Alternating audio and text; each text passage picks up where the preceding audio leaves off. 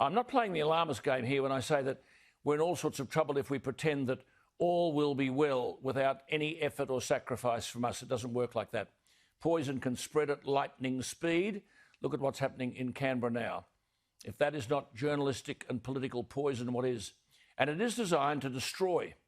If children in classrooms can be asked to write essays on racism with the wink, wink, nudge, nudge agenda that we are racist, so make sure at 10, 11, 12 and 13 years of age, you learn that, feel guilty about it, and start the long march to apology. You see, on Wednesday week, there'll be an online event. I don't want to give it too much publicity, but it'll tell you how sick we are. It'll be led by academics from Queensland, including the Vice-Chancellor, one Professor Deborah Terry, and a whole host of other academics, because, quote, in the aftermath of the public death of George Floyd in the USA last May, millions of outraged citizens around the world took to the streets to protest a range of long-standing and systemic issues related to human rights, social justice and race relations.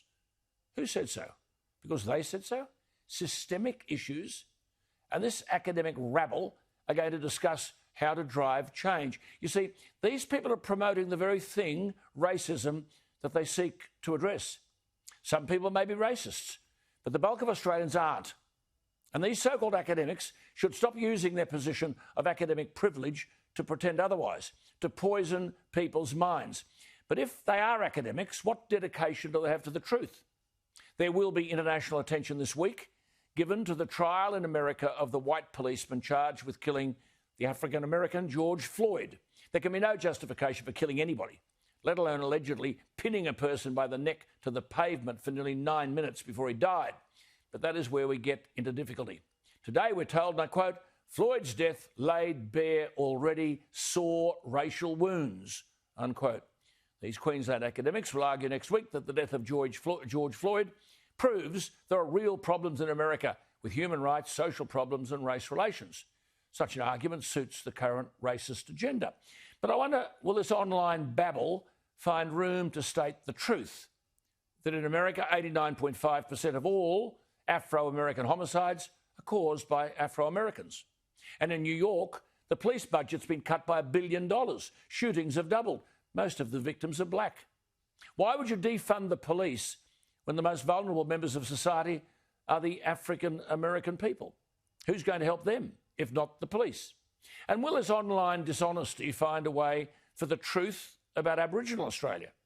It's Aboriginal women and children who are suffering the most because of sexual abuse and family violence.